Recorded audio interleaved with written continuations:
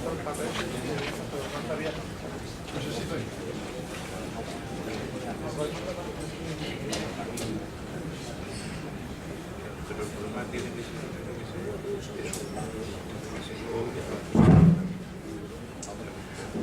noches a todas y a todos.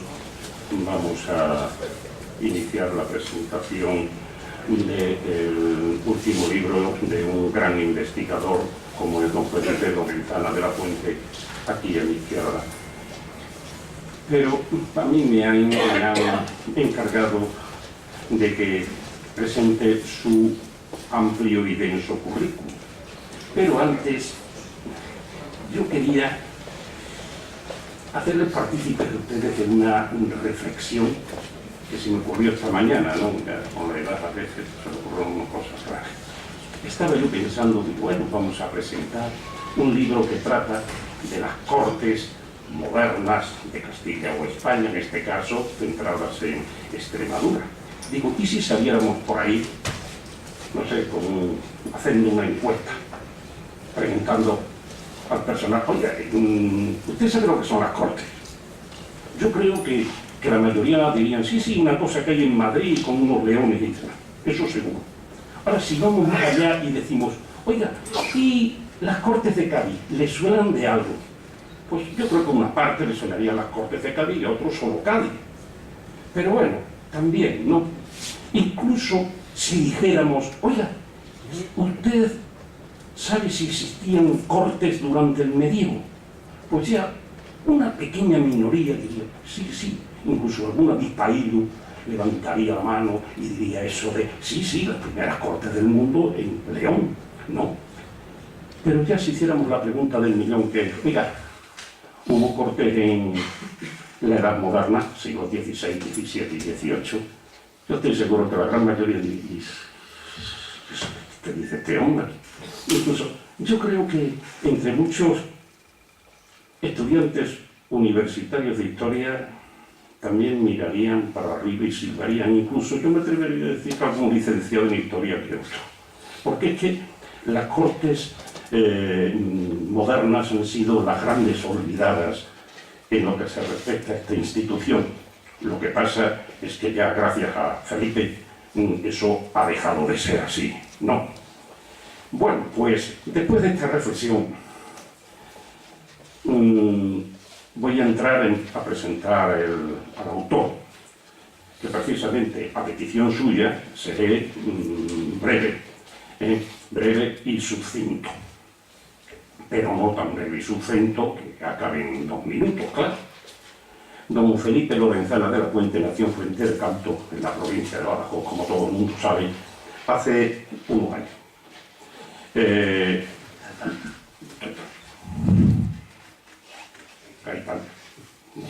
Los hitos fundamentales de su currículo académico más o menos son los que siguen.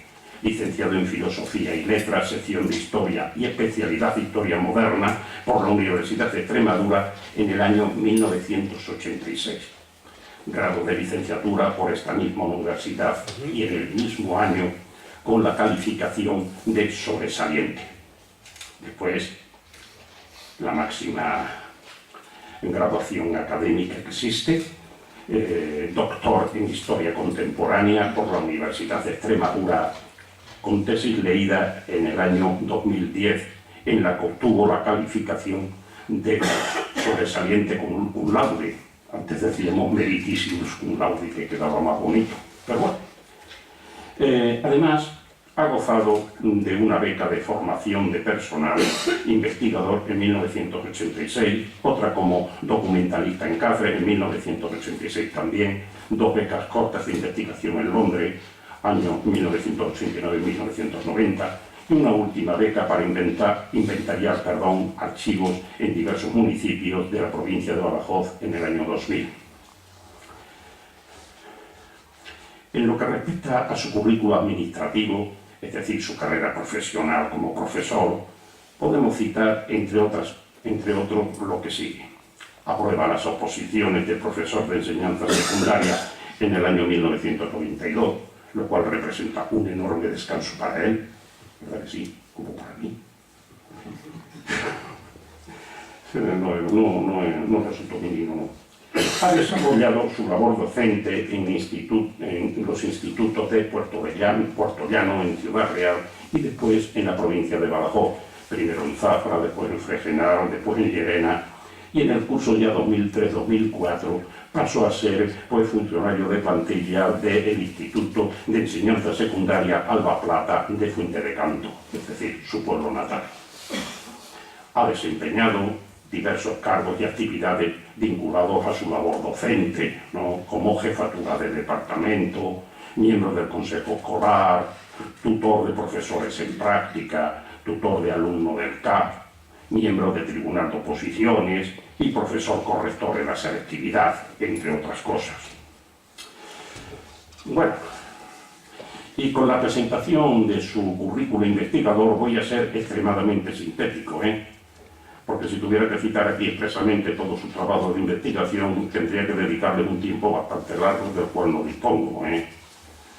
Resumiendo, podemos decir que don Felipe Lorenzana ha publicado 5 libros, 78 artículos y reseñas, 9 trabajos de índole diversa y ha presentado 14 ponencias y 36 comunicaciones en congresos y jornadas de historia. Estos son los datos cuantitativos. La temática fundamental de su labor investigadora se ha centrado cronológicamente en la Edad Moderna, siglos XVI, XVII, XVIII más o menos. A nivel nacional destacan sus investigaciones relacionadas con las Cortes de Castilla en esta Edad Moderna a la que me refiero. Pero la mayor parte de su producción investigadora se ha centrado en Extremadura durante la Edad Moderna. Y los temas que ha tratado han sido muchos y variados, entre los que podemos citar, sin ánimo exhaustivo, se lo puedo asegurar, los siguientes: la Guerra de la Independencia Portuguesa, las cuestiones municipales, incluidos los temas de corregidores, regidores, alcaldes, las instituciones extremeñas de la Edad Moderna en sí mismas y en su relación con las Cortes de Castilla, movimientos sociales, administración de justicia, la fiscalidad a nivel local y supralocal, ciertos aspectos del papel y la figura de la mujer en aquella época, estudio de personajes relevantes como por ejemplo Zurbarán, la Inquisición, extremeños en la Guerra de la Independencia y en las Cortes de Cádiz, y, como no, diversos aspectos muy variados de las localidades de Fuente de Canto y Llerena, a las cuales él está muy vinculado por razones obvias. También ha dedicado tiempo a la elaboración de libros de texto y materiales curriculares, también a trabajos vinculados a la didáctica, la pedagogía y las labores archivísticas y de documentación.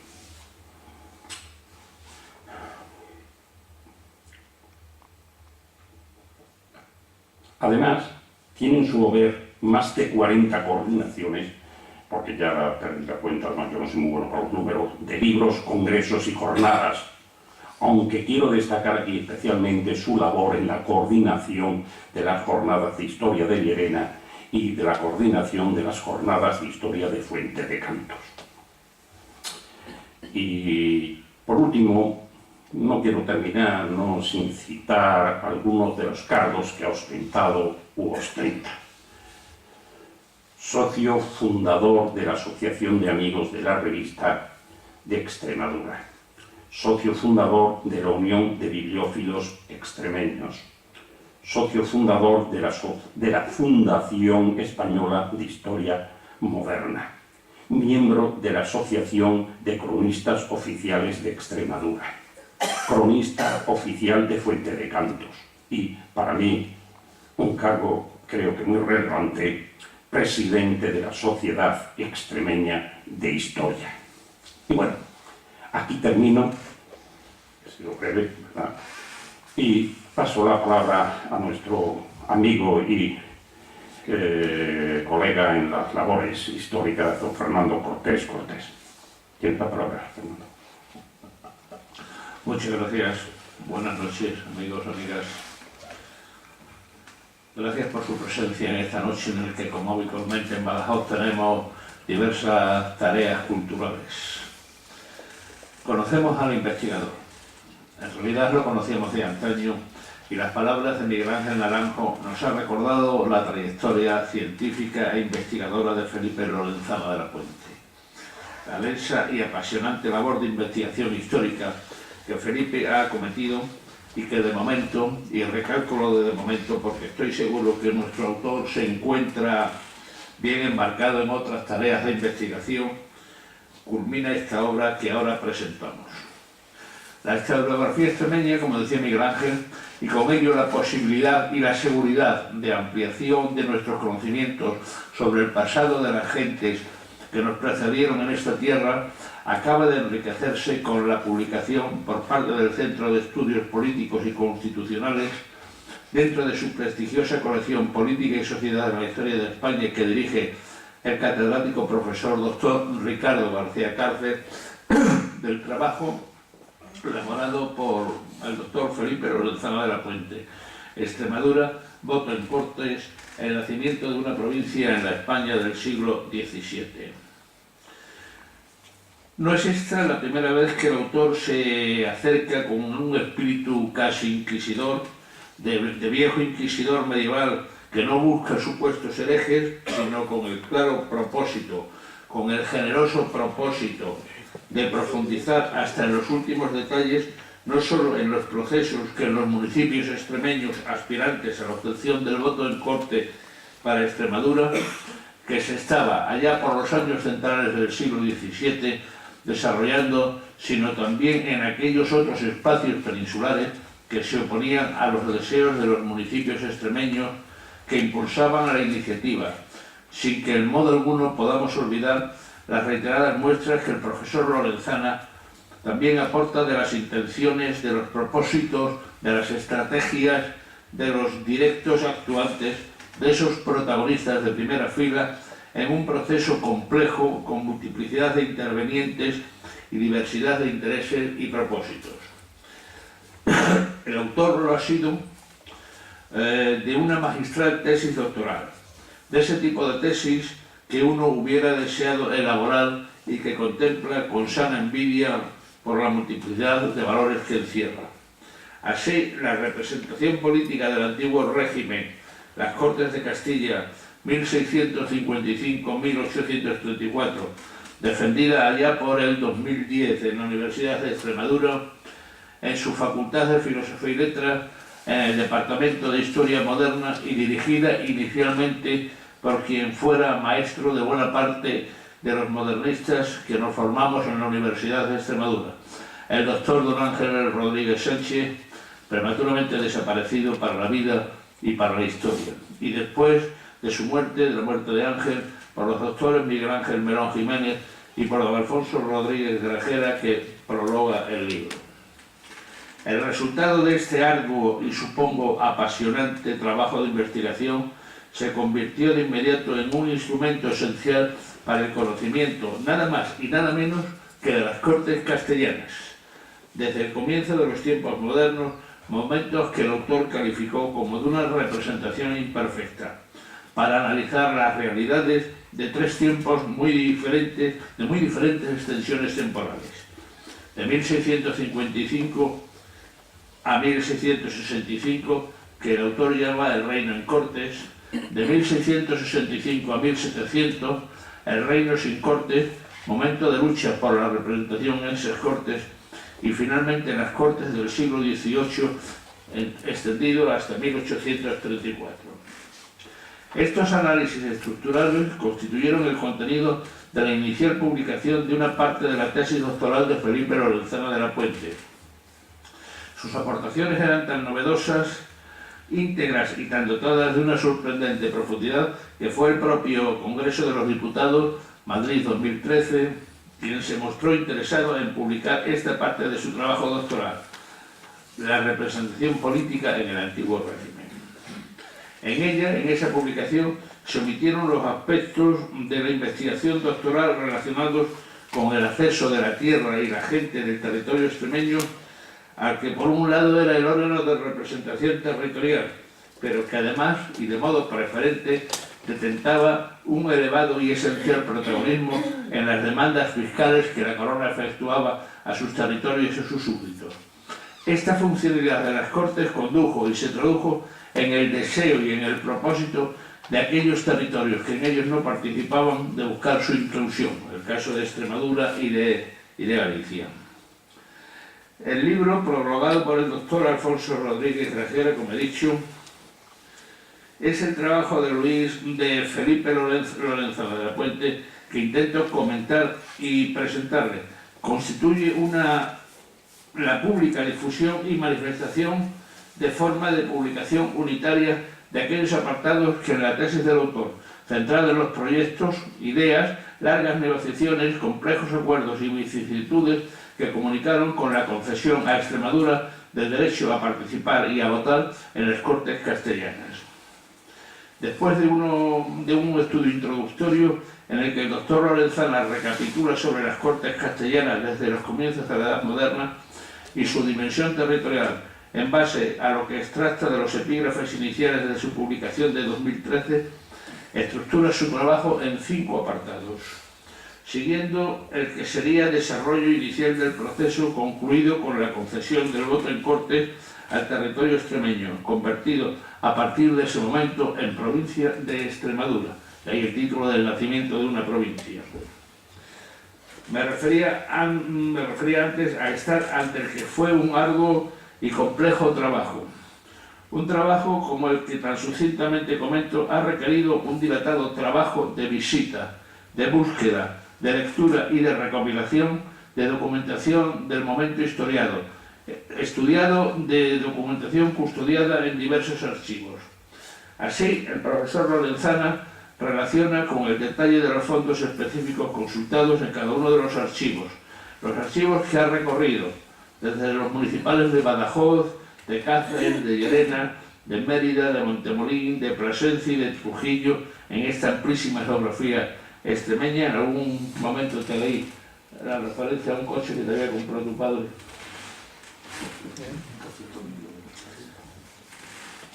En los que consultó los respectivos libros de acuerdos capitulares. También visitó los archivos históricos provinciales de Badajoz y de Cáceres, así en los que revisó protocolos de diversos notariales, así como archivos notariales, el madrileño del Congreso de los Diputados, el General de Simancas, el Archivo Histórico Nacional, la Real Chancillería de Valladolid, la Biblioteca Nacional de Madrid y las bibliotecas del Senado, y en Londres la British Library.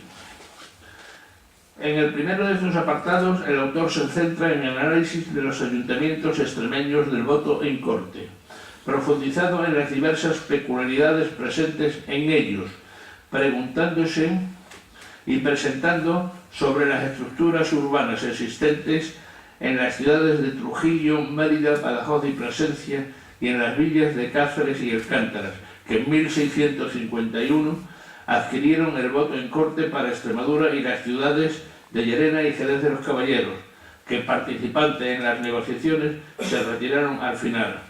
Sobre las jurisdicciones eclesiásticas existentes en cada una de ellas,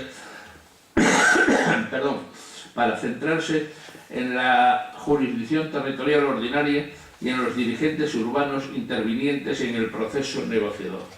En la segunda de esas partes, que el autor denomina bases de la negociación, se presta atención a la situación hasta ese momento presente, ya que en ese momento Extremadura era un espacio preciso pero dependiente, toda vez que era Salamanca la que hablaba en las Cortes por Extremadura. Y además se constata la existencia y la presencia de un tiempo de guerra, la guerra de la restauración portuguesa, en las que tan negativas consecuencias para la raya hispano-portuguesa y de modo especial para Extremadura y sus moradores representaban. Unos y otros quedaron arruinados y despoblada la tierra. El tercero de los apartados se centra en la investigación y análisis de la negociación y de los negociadores, los compromisos en los inicios del proceso para presentar al lector los que fueron apoderados de las ciudades y el desarrollo y conclusión de las negociaciones. Dentro de este apartado, las páginas dedicadas al estudio de los apoderados me han parecido de un especial interés. La elección de los apoderados de las ciudades que negociaban con el Consejo de Hacienda, no parece fueron casual, por lo que trazas una semblanza política de cada uno de ellos, lo que posibilita, primero, las claves y las razones de sus nombramientos. Segundo, la aprehensión de las estructuras del funcionamiento interno de los municipios. Y tercero, la determinación de los variados intereses que influyeron en la búsqueda y obtención del voto extremeño. Los apoderados, esos comisionados municipales, fueron 13, pero los que actuaron y siguieron el proceso y se comunicaron de forma permanente con sus consistorios fueron 6.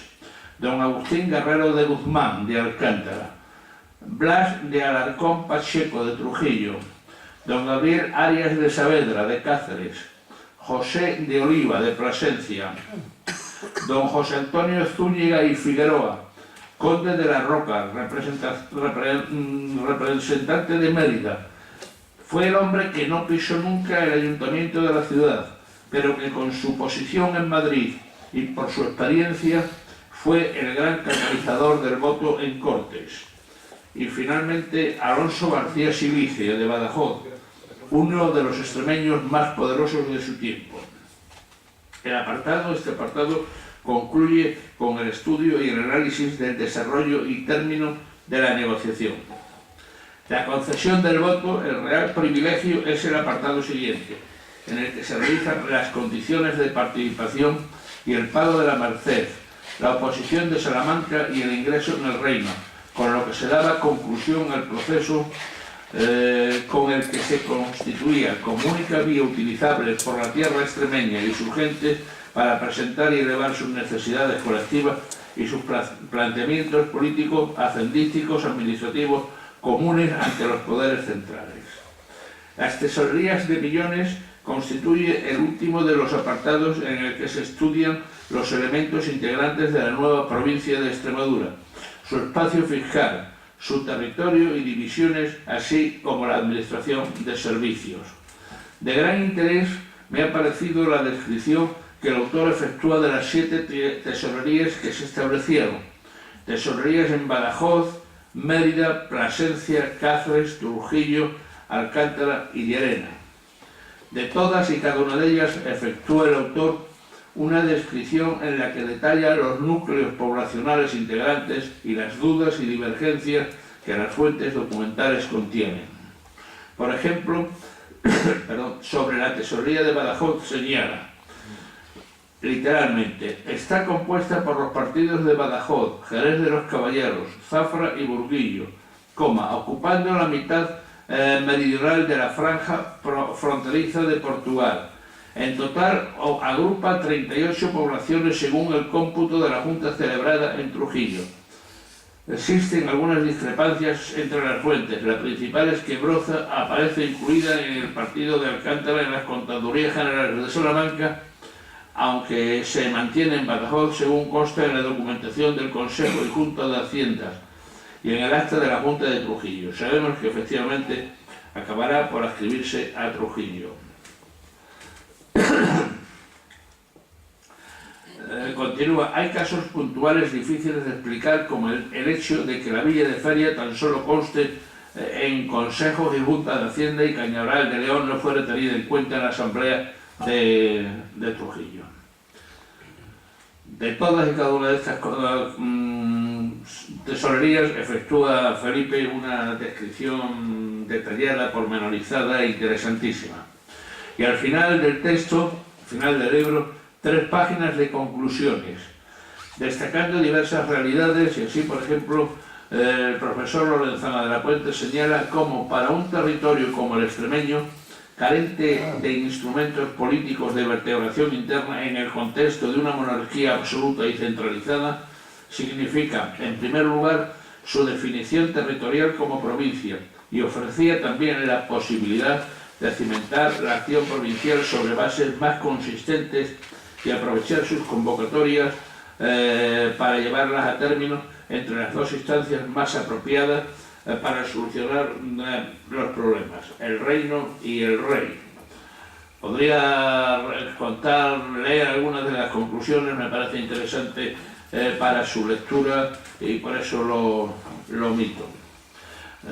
Destacar cómo fue un voto colegiado por las 6 cabezas de partido, 4 grandes tierras de realengo, Trujillo, Badajoz, Cazra y Plasencia, y 2 capitales de órdenes militares, cuales fueron Trujillo y Alcántara. Se turnaban por parejas para acudir a las convocatorias en corte. En definitiva, la consecución por Extremadura del voto en corte significó la creación de una nueva provincia en la corona de Castilla. Pero la vocación centralista de la monarquía impidió que se dotase de instituciones estables que reforzasen este nuevo estatus, de tal forma, como ya se ha dicho, será el voto en Cortes la única vía que pudieron utilizar las capitales extremeñas para exponer a voz de provincia las necesidades comunes ante los poderes centrales, incluso cuando las Cortes dejaron de funcionar. Concluyo, termino. El volumen se completa con un interesante e ilustrativo apéndice, integrado por 9 conjuntos informativos, en los que además de los ya citados, división de Extremadura en partido y en tesorería, completados con la relación de partidos y poblaciones que componen las tesorerías de las provincias, se cartografían las jurisdicciones eclesiásticas en la Extremadura del antiguo régimen.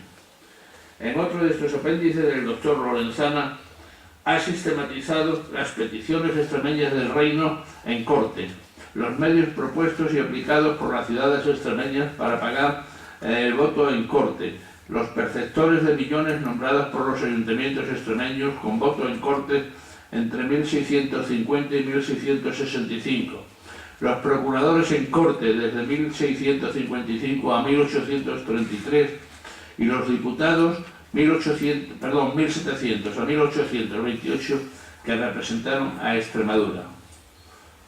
Todo ello sin olvidar una extensa y exhaustiva bibliografía manejada y consultada, en la que se ha diferenciado entre fuentes impresas y obras anteriores a 1850 y una bibliografía general.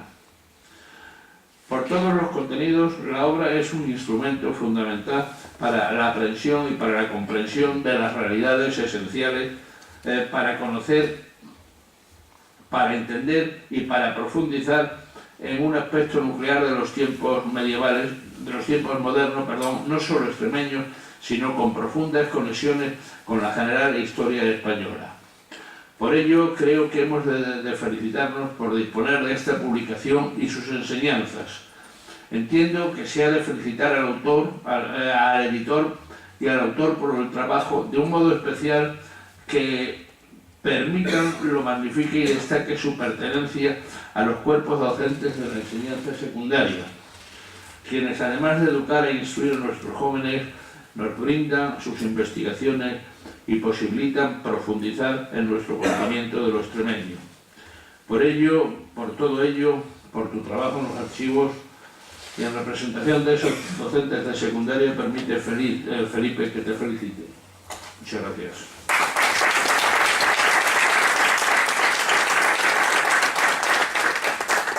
Muchas gracias, Fernando, por tu densa y documentada información. Y ahora tiene la palabra don Felipe Lorenzana de la Puente, autor del libro. Felipe, cuando quieras.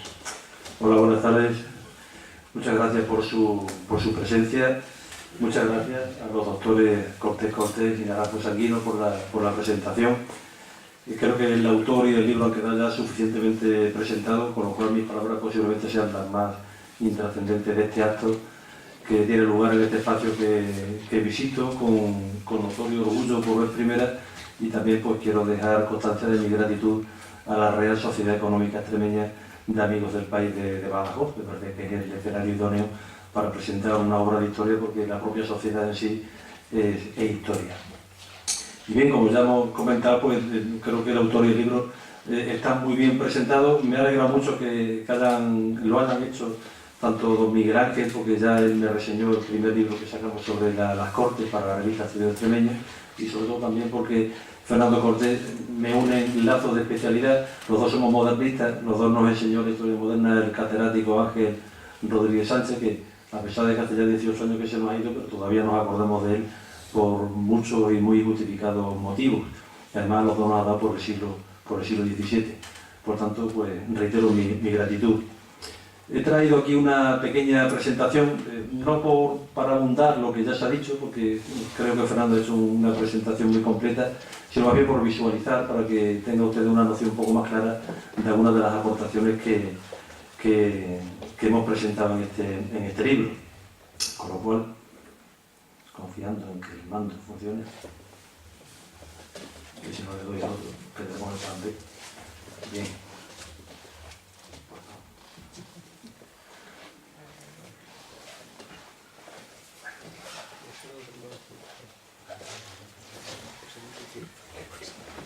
Si somos capaces de poner por lo menos una pantalla.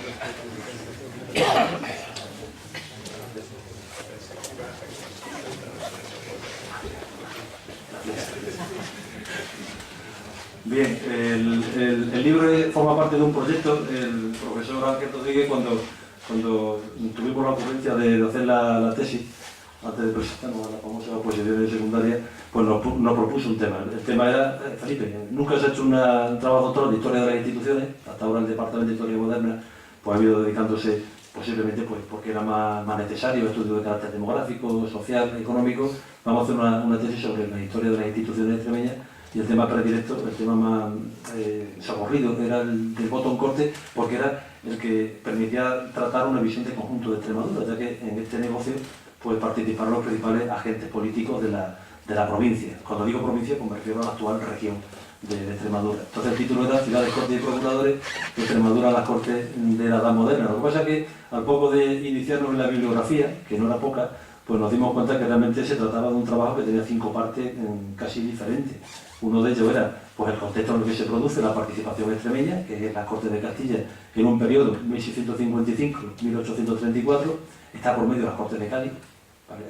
Hay 2 experiencias constitucionales, como todos sabemos, ya en el siglo XIX, que se intercalan, aunque las Cortes de Castilla serán las que cierren el ciclo en el año 34. Bien, de ese periodo no había estudiado nada, no había ningún libro. Al poco de empezar apareció uno, del profesor castellano, pero nada. Entonces pues había que conocer primero el contexto. Luego había que también estudiar los gobiernos municipales, que fueron los que hablaron, los que compraron el voto y los que defendieron a Extremadura, y los estudios municipales pues tampoco abundaban. En el año 86-87 empiezan a aparecer los primeros estudios sobre el Ayuntamiento de Almendralejo, de Carmen Calvo, de Cáceres, de Antonio José Sánchez Pérez, de Milagros Carigol, pero cuando empezamos el trabajo también había más bien poquísimo. La parte central, que era como Extremadura cedió a las Cortes, que es de lo que trata el libro que aquí se presenta. Cómo se produce a partir del año 55 y hasta que se cierra el último residuo que quedó de la representación tradicional del reino, que fue la Diputación en el año 34, cómo se ejerció esa participación de Extremadura. Y por último, pues también cabe un estudio sociopolítico de los representantes extremeños, de los procuradores y de los diputados. Son 2 partes las que tenemos completas. De las otras 3 se han hecho ya estudios parciales. Miguel Ángel nos ha encargado uno precisamente para el próximo número, para el año 20, de la revista de esta sociedad. Y bueno, pues algún día acabaremos, me imagino. Todavía nos queda bastante. De la primera parte, de la ya hecha, pues tenemos el libro que nos editó el Congreso de los Diputados, la representación política del antiguo régimen, y el Centro de Estudios Políticos y Constitucionales, que nos ha editado esta segunda aportación relativa a Extremadura. Ya Fernando ha ido reseñando las fuentes documentales. El archivo nacional tenemos el del Congreso de los Diputados, la biblioteca, el Archivo Histórico Nacional, el Archivo General de Simancas, la Biblioteca Nacional. Bien, lo que ocurre con estos archivos, de luego es divertido viajar tanto por España y parte de Europa, pero el único que tiene una sección específica, que se llama Cortes de Castilla, es el primero de ellos, el Congreso de los Diputados. Eso significa que los demás archivos pues, hay que buscarse la vida localizando esa documentación, porque las Cortes no componen un apartado específico, porque no puede componerlo. Como bien sabe Pilar, pues los archivos se organizan por la procedencia de la documentación y por tanto, bueno, pues teniendo una noción de historia institucional, puede más o menos uno saber dónde buscar la documentación sobre las Cortes. De los archivos extremeños, pues el histórico provincial de Badajoz y el de Cáceres, sobre todo para la información de los procuradores, sus escrituras notariales. el archivo de protocolos de Madrid, porque en Madrid se producen las 2 reuniones de corte en las que participan los extremeños, del año 55 al año 1664, y el archivo también de la Diputación de Cáceres. Y luego pues a los archivos locales, los municipales, pues, ir adaptándonos a los distintos horarios y condiciones que nos ponía cada uno de ellos. No ha sido pocas las aventuras que se pueden contar sobre los archivos. Quizás nos dé para otro libro, aparte de los 5 que tenemos previstos sobre la temática en especial. Y quizás sea el más gordo de todos. Bien, ¿qué supone para el reino en corte la concesión de servicio? Porque la Corte de Castilla siempre se ha dicho que lo único que hace en la Edad Moderna es aprobar servicios. Bueno, no es cierto, hay más funciones aparte de aprobar servicios, pero aunque esa es la única, esa de por sí es muy importante, porque a fin de cuentas, ¿qué funciones tenía el Estado preconstitucional? Recaudar servicios y hacer la guerra. De todo lo demás se ocupaban los ayuntamientos, de la sanidad, de la infraestructura, de la educación, de todo. Por tanto, el funcionamiento de los servicios, de la concesión de servicios, era una función importantísima. Para eso el rey reunió las cortes. Y eso fue lo que le concedió a la corte fortaleza en la Edad Moderna, porque como los servicios eran temporales y había que renovarlos de cuando en cuando, pues el rey no tuvo más remedio que convocar a las cortes cada poco tiempo, si quería dinero. Y al mismo tiempo, los servicios imponen la aparición de 2 instituciones permanentes, porque las cortes pueden estar un tiempecito sin reunirse, que son las diputaciones. La Diputación de Alcabala para la administración del impuesto de la Alcabala, el IVA actualmente, y la Comisión de Millones para el que va a ser el principal servicio del reino, que se va a mantener hasta muy tarde, hasta 1845, cuando vinieron los consumos, que fue el servicio de los millones.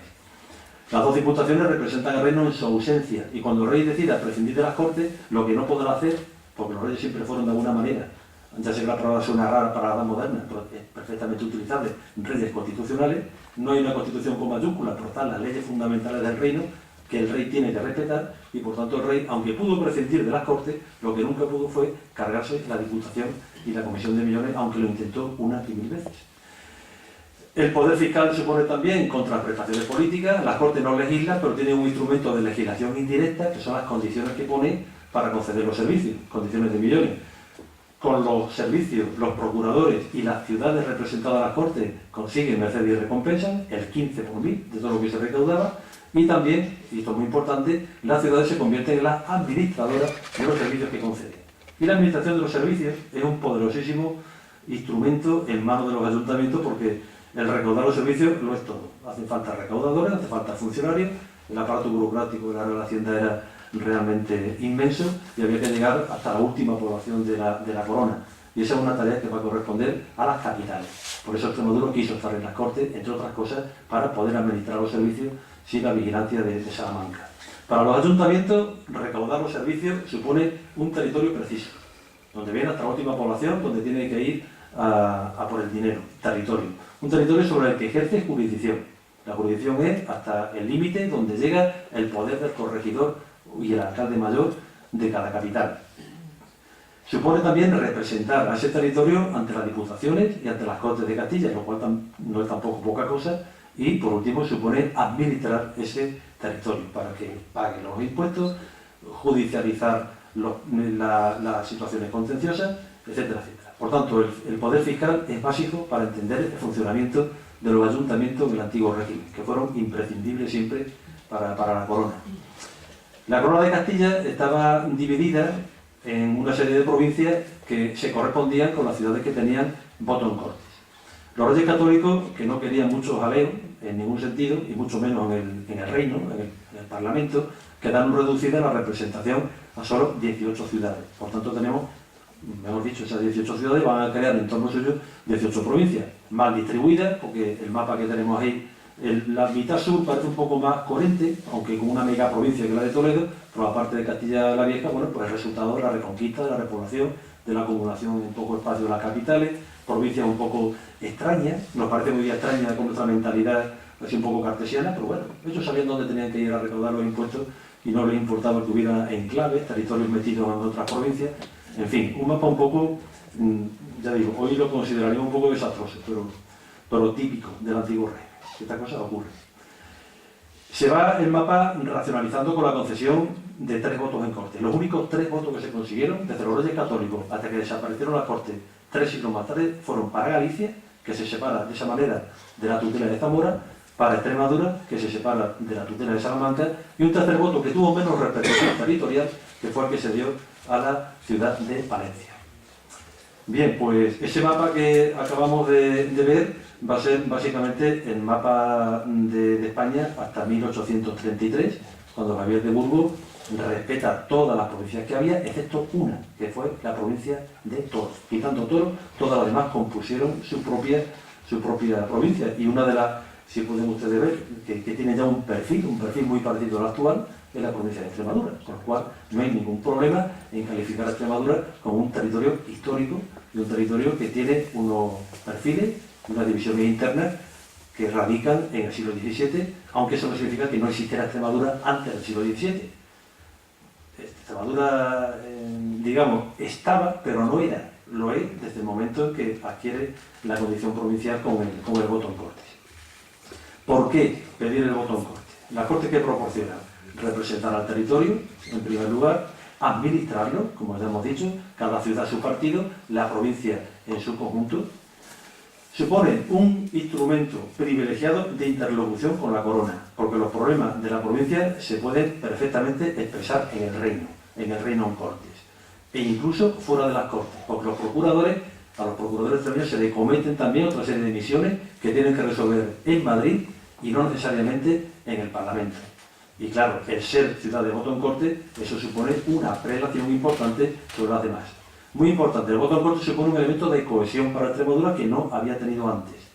Por desgracia, como bien ha dicho Fernando, faltó construir el plan completo, que era crear instituciones propias de gobierno, como de hecho las tenía Galicia. Lo que ocurre es que el voto gallego y extremeño, aunque solo le separa 25 años, pero son una separación importante. Galicia consiguió el voto en 1625, cuando la monarquía no tenía problemas muy gordos, pero los problemas que tenía la monarquía en la década de 1640 eran monstruosos y no estaba por la labor de que los poderes periféricos debilitaran aún más el gobierno central. Por eso Extremadura se le hizo esperar, bueno, ya teníamos vuestra propia diputación interna y se luchó mucho por ella, pero finalmente no se consiguió.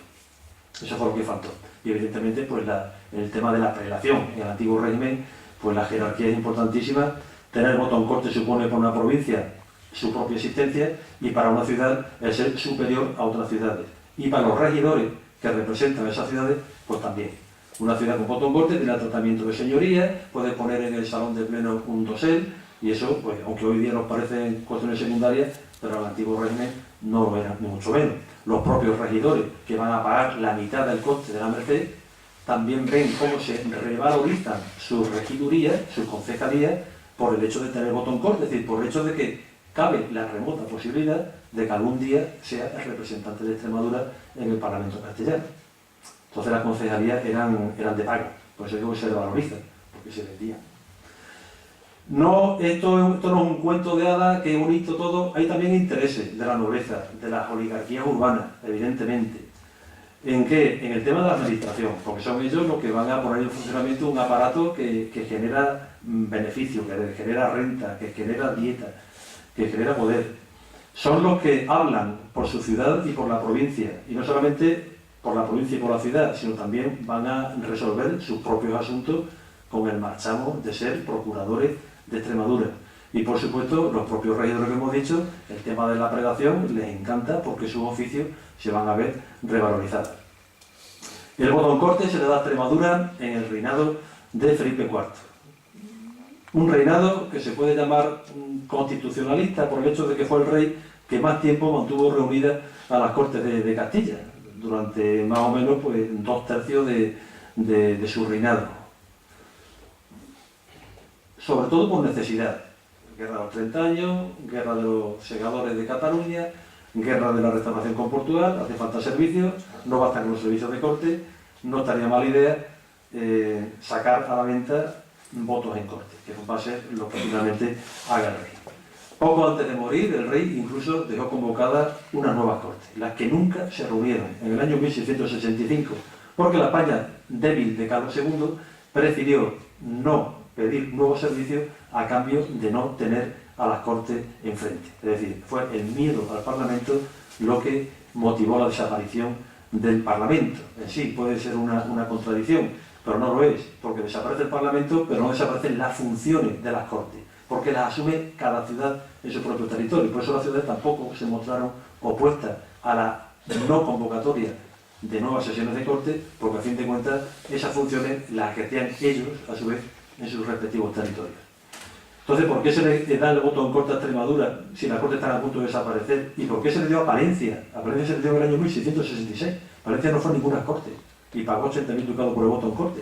Pues porque el derecho de tener voto en corte no acaba con la asistencia a las reuniones de las cortes, sino, como hemos dicho, supone la creación y la gestión de una provincia.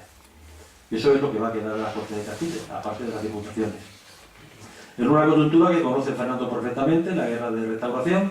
La Guerra de Restauración supone un acontecimiento gravísimo para Extremadura, la actitud del ejército que no conoce lo que es la cortesía municipal, ni sigue los procedimientos habituales, pues supone que las ciudades castellanas intenten resistir la acción del ejército y por tanto lo único que pueden hacer es reunirse entre ellas, buscar la solidaridad para hacer frente a un enemigo, porque vamos a decirlo así, lo que decía que Rodríguez, el enemigo insólito. El enemigo insólito de la Guerra de la Restauración no fueron los portugueses, fue el ejército castellano que vivía de los extremeños y que supone un elemento de distorsión enorme para los agentes políticos extremeños que son los ayuntamientos. Por eso se reúnen y se le ocurre en esas reuniones que una solución para desembarazarse del ejército o de las exigencias podía ser alcanzar el voto en Cortes. Y al rey se le ofrece como principal argumento para el voto en Cortes la fidelidad que está demostrando Extremadura en esta guerra contra los portugueses. Ese es el principal argumento. Hay otras muchas peticiones de voto en Cortes, la va a haber antes, después, y los argumentos de las ciudades que querían llegar hasta el Parlamento siempre lo mismo. Somos muy antiguos, tenemos una historia épica, esta ciudad la fundó Hércules. Y bueno, Extremadura no necesitó recurrir a la historia. Simplemente dijo, estamos en una guerra, llevamos el peso de esa guerra, somos fieles a la corona, nos merecemos el voto en corte. Pero también se le desliza al rey un cierto mensaje de que esa fidelidad pudiera acabarse. Esas dudas sobre la fidelidad de Extremadura la canaliza perfectamente el capitán general, el marqués de Leganés, quien aconseja que se le haga caso a Extremadura porque bueno, pues su paciencia tenía un límite y se llegó a considerar seriamente en Madrid, en los años centrales del siglo XVII, que la provincia de Extremadura pudiera seguir la senda de otras regiones españolas que estaban francamente revueltas. Por tanto, el mensaje de la fidelidad. A la corona también le parece buen negocio el darle voto en corte de Extremadura porque va a deshacer la megaprovincia de Salamanca, que no es operativa desde ningún punto de vista. Por tanto, también hay necesidad de racionalizar el mapa administrativo de la corona y también una razón práctica. El dinero que recauda el rey, aunque finalmente no recaudó ni la mitad de lo que costaría el voto en corte, 80.000 ducados, se va a aplicar precisamente al ejército de Extremadura, quien a su vez podría cobrar a partir de ahora el dinero que le estaba asignado en tesorería que se creaban en Extremadura en lugar de tener que ir a por el dinero a Salamanca. Por tanto, eran ventajas tanto para Extremadura como para la corona. Pero se produce también este voto en corte en un momento realmente interesante, un momento en el que Extremadura ha tenido poder, un momento en el que había extremeños bien situados en los consejos centrales de la monarquía. Un hecho insólito, porque mis estudios me llevan a que he localizado como 20 nombres de extremeños metidos en los consejos centrales. Yo esta circunstancia no la he visto nunca, ni antes ni después. Solamente quizá hay un momento que se parece, que es el periodo de Manuel Godoy. Pero claro, hay una explicación, ¿no? Godoy buscó deliberadamente a extremeños para el gobierno de la monarquía.